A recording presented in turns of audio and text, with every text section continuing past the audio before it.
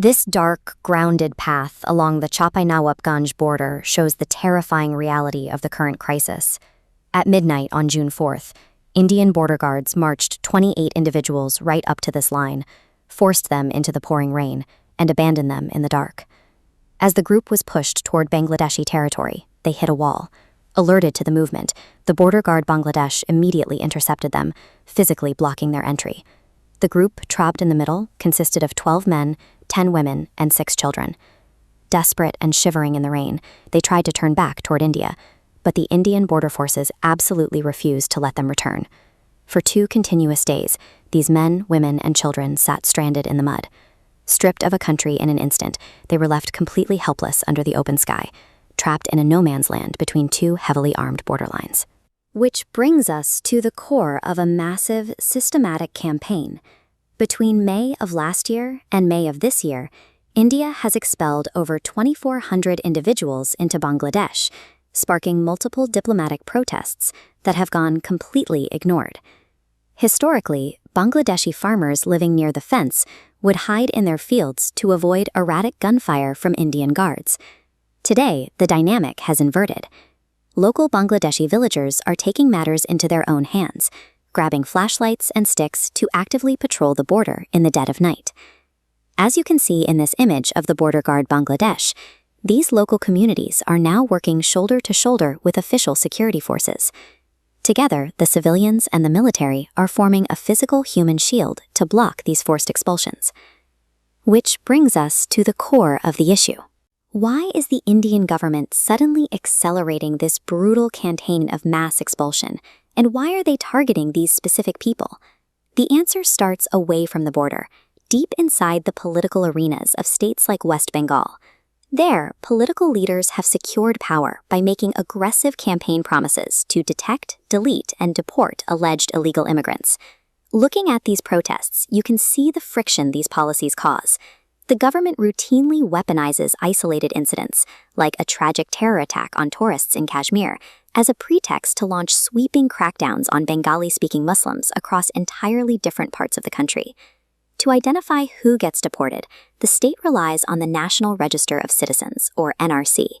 This system demands complex historical paperwork from residents to prove they belong in India. When the updated NRC list for the state of Assam was released, the outcome was devastating. Nearly 2 million people, predominantly Muslims, were dropped from the citizenship rolls simply because their names were misspelled on old documents, or they lacked the necessary historical paperwork. The people missing from this list are not recent border crossers. The state is taking established residents and turning them into illegal aliens through carefully designed bureaucratic traps. This historical photograph shows exactly why so many people lack that paperwork.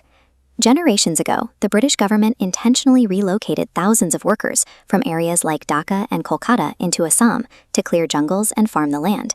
They moved under government orders, settled, and worked there for decades. Because millions of people naturally lacked proof of this decades-old migration, the Indian Parliament passed the Citizenship Amendment Act, or CAA, in 2019 to fast-track citizenship for those facing documentation issues. Let's look at this diagram to see how the legal trapdoor operates.